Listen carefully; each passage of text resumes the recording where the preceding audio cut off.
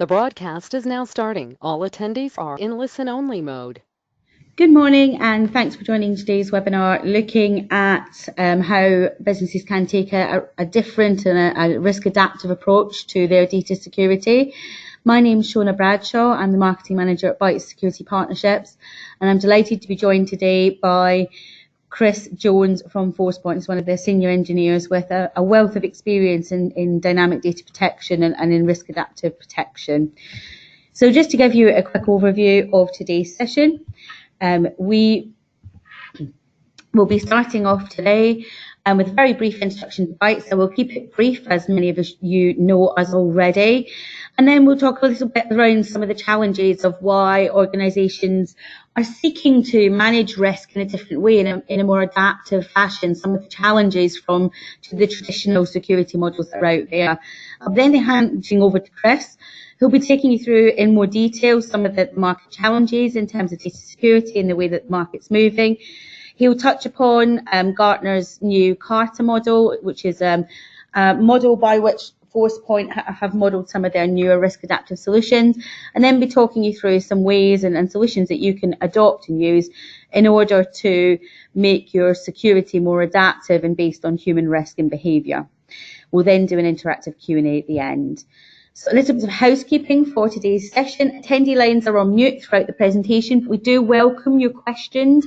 So as these occur to you throughout today's session, please do post those via the chat or the questions box. I'll be monitoring those throughout the session, and I will make sure that I pose those to Chris at the end.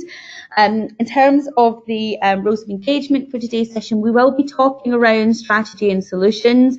We won't go into financials in depth and commercials on this particular session. Of course, if you have questions about that, those are welcome, and we can address those via your Bytes account manager post-session. We are recording today's session, so we will make sure that we share that recording with you, so you can share that within your wider business and review at your leisure. And lastly, a quick request from me. We have a very short survey at the end, which we do for all of our webinars, just to understand how these sessions have hit the mark for you technically. If you could take just 1 minute to fill that in, short 5-question survey, that would be much appreciated. So who are Bytes Security Partnerships? We are the security specialist reseller within the Altron and the Bytes group. We've been purchased by Bytes about 7 years ago now, and what we aim to do is to marry up the agility and the insight and the personal approach that you'd expect from the smallest specialist partner, which we've grown from as we've focused on security only for the last 16 years, with the stability, the resources and the global scale that we can use to support large projects that comes from being part of a large group. We're exceptionally proud at Bytes Security Partnerships of the in-house technical expertise that we have developed. So half of our staff here are technical, and that has enabled us to offer a full suite of technical services, both on the managed service side, when it comes to direct to engineer support, and also when it comes to consultancy and technical services. I'll talk through that in a minute. What this means is that we're able to deliver both commercial value and technical expertise for you in security projects. As I said before, we work solely in information security, but across the full spectrum of information security, from the standard firewall, network security areas, which were our bread and butter 10 years ago, through to advanced technologies to secure the cloud, data loss prevention, classification, and network visibility. And increasingly, we're speaking to customers around data loss prevention and breach management. Across all of these, what we offer is that extra pair of hands, the expertise within the technical elements of the security specs. We have a full suite of technical services, starting from your security strategy development, technology mapping, market analysis, training and knowledge transfer services, through to the day-to-day support that you'd expect around the technologies we deploy. So whether that's in-house escalation level engineer support, whether it's project planning, scoping, delivery, etc. So that's really where we add the value around the technologies that we work with, such as Forcepoint. So that's more than enough for us. Why are we speaking to companies just now around human risk and around adapting how you view risk and how you find breaches to make it more organic and more natural. There are real blind spots there around human interactions with data. As we know, breaches are often, if not always, rooted in people-based vulnerabilities, whether that's account hijacking, whether that's internal threats from staff acting as they shouldn't, whether it's people's logins being compromised, etc., etc. And traditional security tools are not fit to cope with and differentiate between what is normal and abnormal user behaviour without generating an explosion of alerts which become very difficult for security teams to manage. And because of this, breaches are going under the radar time and time again, and the actual vulnerability window from when an attacker can access the network and lie dormant becomes longer and longer. So there is an accepted need, and this is not just at Bytes or Forcepoint, but also in the marketplace with Gartner, for businesses to be able to differentiate between abnormal and normal user behaviour, cut out the noise in order to detect threats faster. And that's really the crux of what Chris is going to be talking you through today. So all that remains for me to do is to introduce Chris Jones from Forcepoint. We've been working with Chris for many years now, not just at Forcepoint, but in his previous background within the information security industry. He really is a specialist knowledge of DLP and also a real expert within Forcepoint around risk adaptive protection and this new way of differentiating and having adaptive security across web, email and cloud. We've been working with Forcepoint for many years, over 5 years as a platinum partner, and we really do see them leading the way in terms of having a joined up adaptive solution across web, email and cloud data security. So I'm just going to hand over to Chris now. I'll put myself on mute so that you don't get too much feedback between the two of us, and I will leave him to talk you through some of the most recent research and products in this space. Over to Chris. Excellent, thank you very much, Shona. So let me just get my screen set up and sharing for you.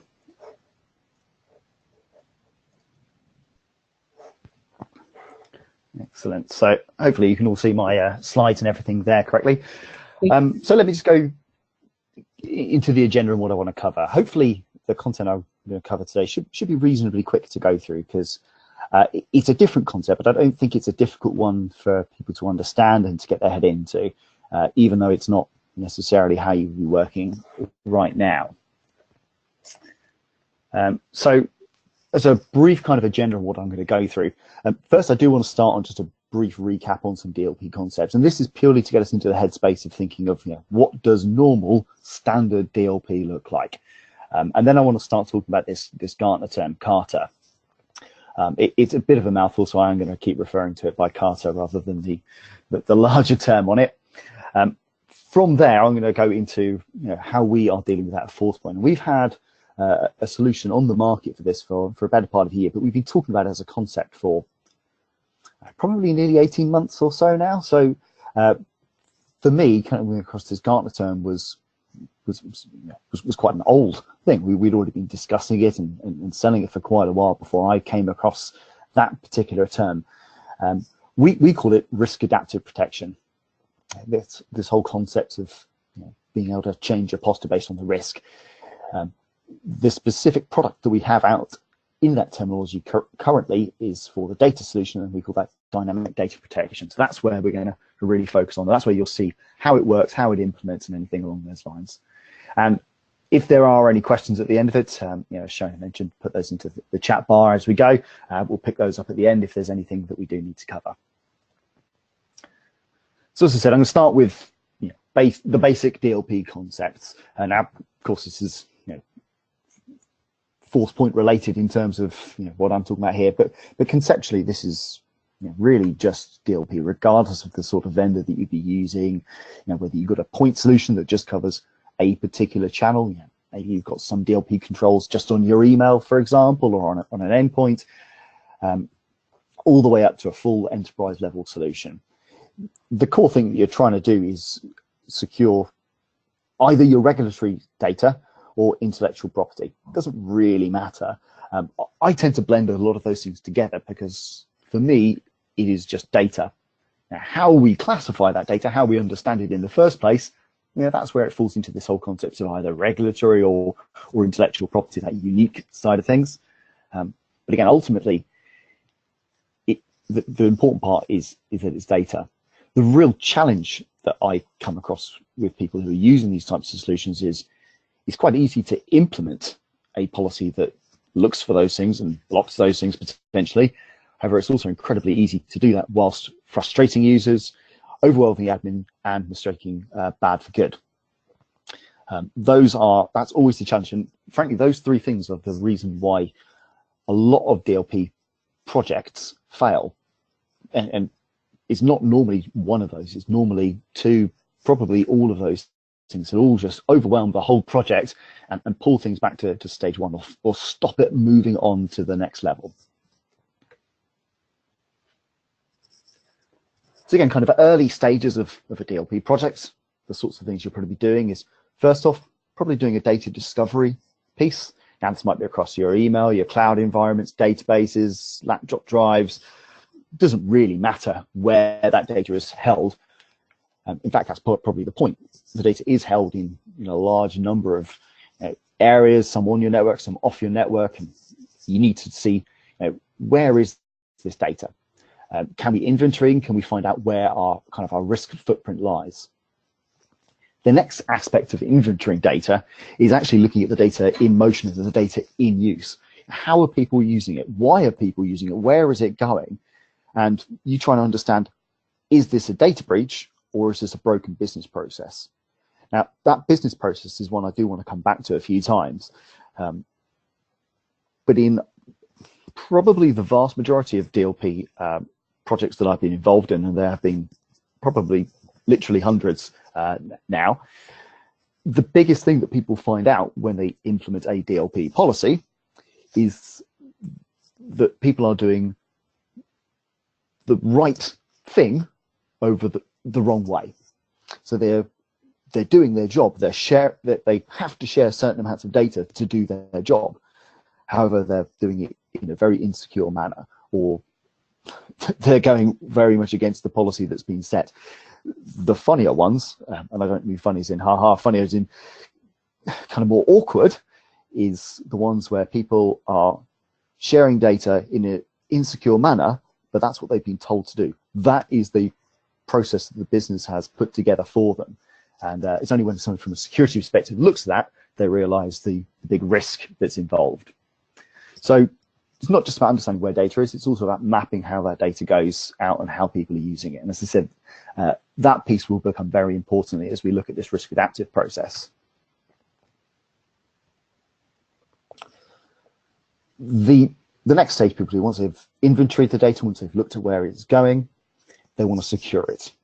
Now, one of the things that I think can be a potential issue with DLP projects is that protect part, the data leakage protect or prevent part, the P at the end of that tends to lead people down potentially the wrong path. They very quickly get into this process of blocking things, of quarantining things, of stopping them getting out, which that really ramps up that frustration from the user perspective, especially when it's false positives. So securing doesn't necessarily mean blocking. And quite a lot of the very successful DLP projects I've been involved in have never needed to get to that blocking stage. The intelligence, the analytics, and the data that they get back are often enough to do that. Now, that's not to say that nothing is blocked. There's going to be some information that is actually quite simple and quite binary in that. But this is really the crux of the matter that we're getting to. What does secure need to look like, and how far is too far? I'm not going to read everything that's on that slide, but you can see quite a few different ways that we're able to recognize the data, from fingerprinting to optical character recognition to drip DLP, machine learning. Now, again, lots of different ways of doing things, which leads pretty straightforward onto the enforcing aspect of it. And we've seen this, we know what we're looking for. What are we doing? Now, this is very specific to the Forcepoint solution, and you can see what one of our action plans looks like. Firstly, it is covering different channels. So I can say on my network email channel, I'm going to be encrypting, whereas on my endpoint channel, I'm going to have a confirmation option pop up. Now, I do want you to kind of remember what you're seeing on this piece, because this will become a bit very useful later when we start to look at how the dynamic data protection implements action plans. But the important thing to note is you've got your different channels here, either network, cloud, or endpoint, and of course, lots of different channels within each of those, and many different options that you can apply within those channels to enforce the right policy. So that hopefully gives you a brief recap on what an average, a normal DLP solution looks like, just some of the basic concepts. Now I do want to move on to this continuous adaptive risk and trust assessment, this CARTA piece. Now, you can tell it's a Gartner term because it's very long and it's got a good acronym for it. We see this sort of thing all the time. But this is a concept that does make a lot of sense. It's rather than doing all of these things manually, it's about being able to automate policy enforcement, reduce alerts and cut down the investigation time. Now, we're talking about this purely from a data perspective, but the reality is you could apply CARTA to any security solution. It's about how you implement things and how that goes along. So from a Forcepoint portfolio perspective, I'm certainly not going to cover everything that we have there in this topic. There's really two parts that I'm going to talk about. Now, of course, the main one is going to be the DLP side of things, because, as I said, this is all about dynamic data protection right now. But there's another piece in there that we hinge it's quite an important hinge for us, and that's the Forcepoint UEBA solution, User and Entity Behavior Analytics. Now, UEBA can be quite a few things. It is first and foremost its own solution if you wanted to go that way, and the full solution can do a lot of different things and implement and ingest lots of different data types to provide risk scores. That's not what we're talking about here. The dynamic data protection process that we use actually uses a cut down version of that UEBA tool. It still has the capability to expand to do the whole thing, but rather than taking ingestion feeds from lots and lots of different sources, it just takes the ingestion feeds from our DLP solution. And we do that via the DLP endpoint. That endpoint in more recent versions has been really enriched with a lot of different other classifiers. So it's not just about the incidents that a user is generating. It's actually a lot about what is happening on their device, how the entities and the users and the authentication piece on that device are integrating. We've taken all of that additional analytic information to embed into our endpoints from our insider threats solution. So there's actually three things that have gone together to make this. But for you, if you were implementing this as a single solution, this is our DLP service, however, with the dynamic data protection model. The fact that we've got the analytics element from that from UEBA, and we've got the ingestion feeds from inside threat is neither here nor there. But the reason I point that out is because a lot of our solutions tie in and work together with each other and have this knock-on effect. Dynamic data protection is the crossroads between our analytics and our data field. Risk adaptive protection is the crossover between our analytics that understands risks and, over time, any of our solutions. So right now we only have one integration point, but again, it will cover over time, so that in years to come, your web and email solution will have that same level of flexibility. So going back to this CARTA model from Gartner, talking about a bit about what that actually looks like and in, I suppose, normal and real world terms. So with any solution, with any business security, the first thing you're doing is validating the user, which is identification and authentication, and then moving on to whatever the next stage of that, some policy that gets implemented. We'll call it protection, but of course, that next step can be anything. Now, outside of that process, because that's a fairly linear, defined process and pretty unchangeable whilst it's happening. Outside of that, you will have people that are monitoring your overall security posture. They'll be looking at incident data, they'll be looking at market trends, and they'll be thinking, okay, well, how should we react to things? This is what's happened. Was our posture correct? Was it incorrect? Do we need to change things based on that? Which, of course, is the final step. You adjust policies potentially. And there's a number of reasons why you're going to be doing that. Could be that policy's broken, could be that it's totally wrong, could be that you just want to make it even more strict. It really doesn't matter what that process is. But of course, that then feeds back into that loop. The user then hits that adjusted policy, protection, etc., etc. It just goes around.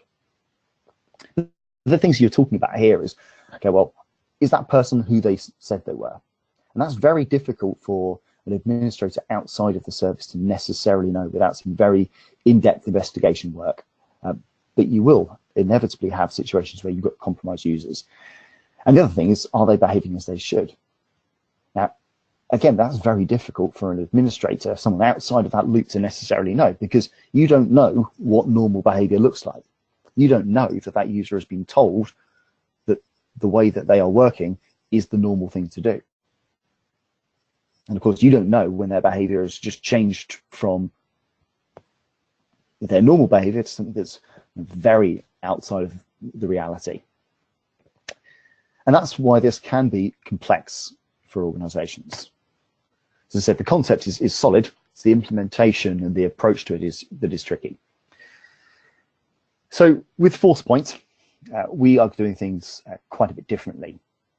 So with this thing that we call our risk engine, and that is that UEBA piece. As I said, it is a slimmer version of it for all intents and purposes, but it still gives us what we actually need to. And there's a lot of things that are fitting into that. You've got threat intelligence, you've got environmental locations, behavioral, and behavioral is very useful because a person's behavior on one day to another is going to change dramatically. Also entity insights, again, that additional information that's pulled together from the inside of threat engine really helps us here.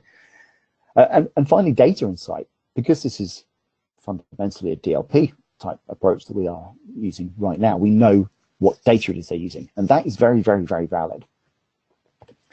So we can look at who they are, and we can pick up on traits that might indicate that that person isn't who they say they are. Yes, they've gone through the same authentication process and it's coming from the same device as someone else.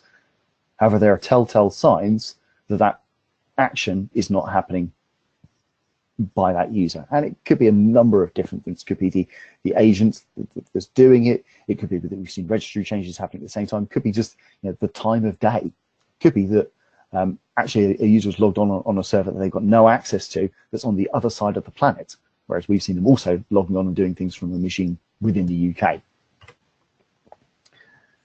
We're also looking at what they do. That's pretty important, and that's the whole behavioral side of things first and foremost. But again, I said it at the start, you will see that there are use cases and business practices that are normal and business practices that are broken. So what they do is a very interesting piece. And finally, we're trying to understand what the tone and the intent is. Why did this person do what they do? And that's the intelligence that we're providing back to you. But all of those things together, all of those different intelligence models going into that risk engine, feed us back and give us the risk score that we're actually needing to do. Just build that out. There's quite a few things that this is going to be giving you, which I'm going to go into more depth on in a moment. But the hopeful benefit for you here is to try and give you operational efficiencies, understand who your risks insider threats are, and this whole concept of risk adaptive protection, which I do want to explain how that works now. So it's pretty straightforward because users behave in the way that they behave. you might not necessarily understand why a person in a different department is doing what they're doing, but there's obviously a reason for that, and those reasons can be good, they can be bad. So a user that is behaving normally and doing normal, safe things, actually their risk score is never going to go out of that low level area. Whereas a user that is doing things that are termed risky, that are deemed potentially bad for the organization, well, actually their risk score is going to change. And as their risk score change, we can start to change policy.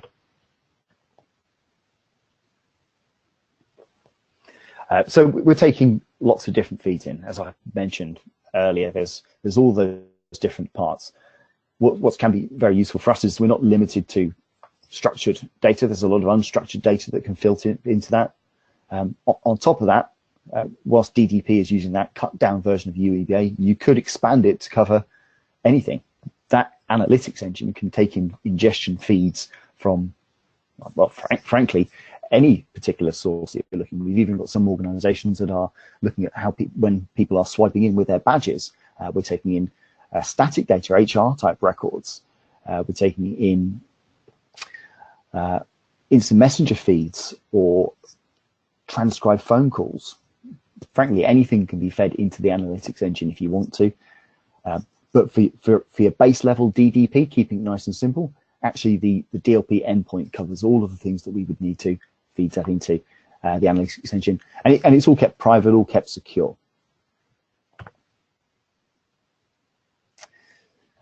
So last couple of pieces now before we start to wrap up the session. What does this look like from a risk perspective? So the graphic we got there are the kind of the middle of the page. That's actually taken from the management interface, which I may switch over to in a moment to show you it embedded within the policy. And you can see that there are 5 different risk levels. Now, we're oversimplifying when we talk about low risk groups and medium risk groups and high risk groups, but hopefully it helps you understand what that sort of concept is. As your behavior changes, you move in and out of those risk groups and you go up and down that particular threshold. And it is key to note that I said up and down. A user will do bad things, which will move their risk score up. They will do good things that help normalize their score. Also very important, because it is an analytics engine, we actually do understand what normal looks like.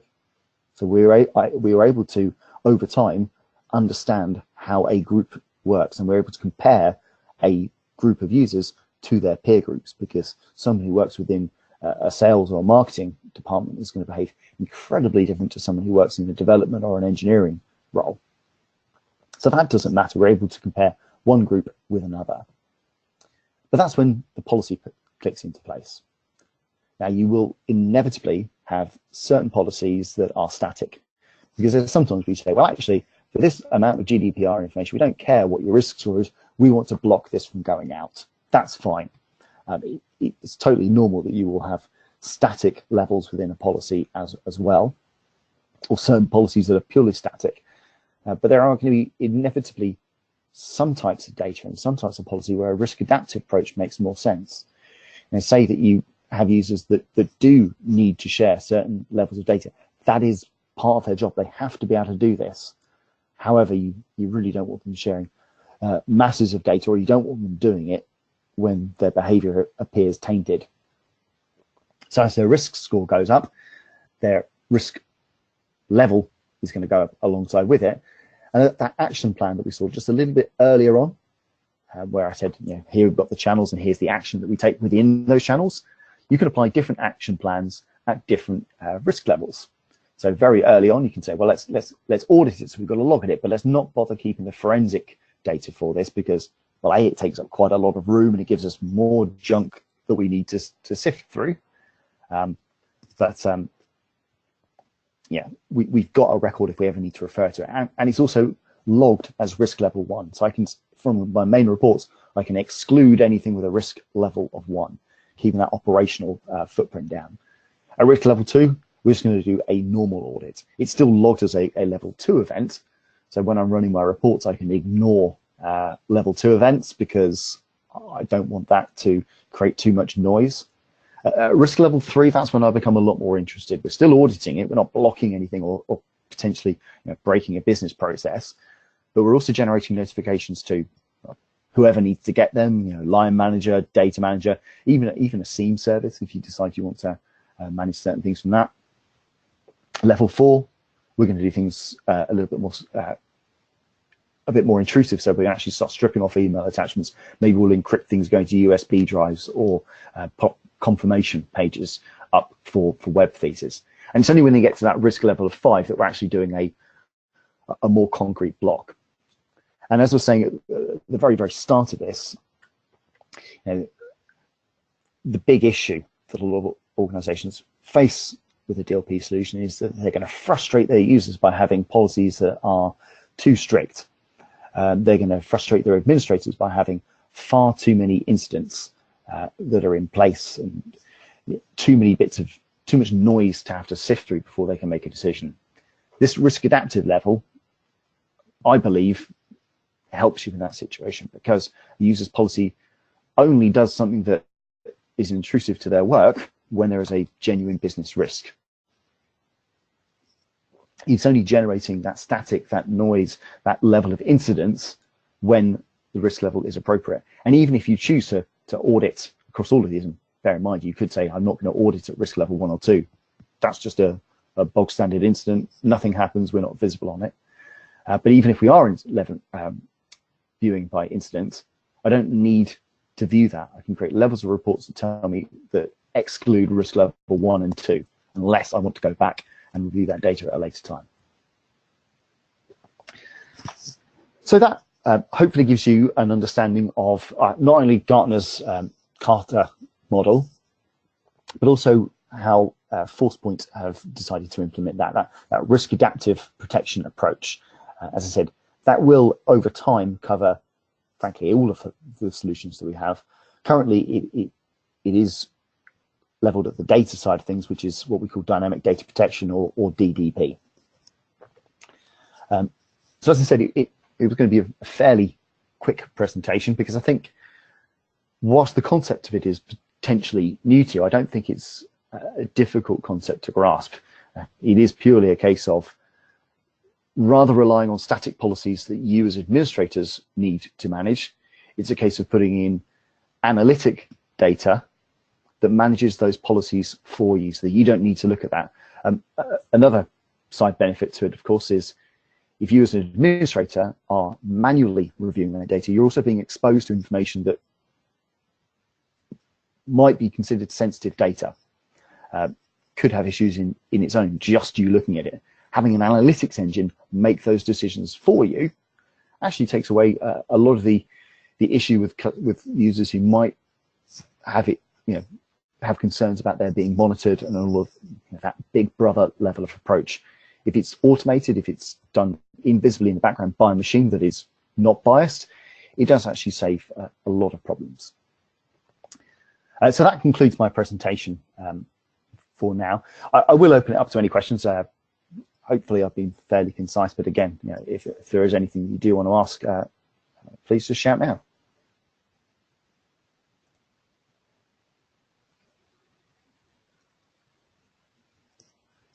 Okay, so just a quick in terms of logistics, in terms of putting any questions over to Chris, please do submit them via the chat or the questions box. We'll give it sort of a minute for any questions, and then I'll be delighted to pose those to Chris. While you merrily hopefully type away with a couple of questions, I would just like to take the time to thank Chris very much for his presentation and taking the time this morning to share some of these concepts with us. And also thank you very much in taking the time out of your busy schedules to attend. We appreciate that it's not always easy to attend a live webinar when you've got a million and one things happening in the office and so many other priorities. So I really hope that you found it a good use of your time as well. I have one question from the audience, Chris. It's just around how it works in terms of the financials. You mentioned it's integrated into the DLP product. How is that sort of licensed and structured? Yeah, that's a good question. So it is all licensed via the DLP side of things. So it's generally going to be user-based, device-based, because it's monitoring from the endpoints. But it's effectively an add-on module for DLP. So whilst it's using UEBA type architecture, this is a DLP license. That architecture for UEBA, by the way, is more often than not housed in cloud environments. AWS is probably the most common deployment for customers that we have. But it's license-wise, it's actually quite straightforward. And I'll be honest that this is a new concept for us, and we absolutely want to grow the market for this. So currently, it's not a great leap in terms of the licensing cost to go from standard DLP to implementing DLP with this risk adaptive aspect to it as well. But yeah, fundamentally, it is an add-on module for DLP. Just like any of the other things like buying DLP endpoint and DLP discover, you also say we'll have dynamic data protection on top of that. Okay, thank you. That was really useful. It's been so clear in terms of how it's licensed, etc. So I haven't got any other questions at the moment. So I just want to thank everyone for their time. As I said before, we have recorded today's session, so I'll be sending that to those who registered and attended, so you can review at your leisure. Thanks, everyone, and good morning.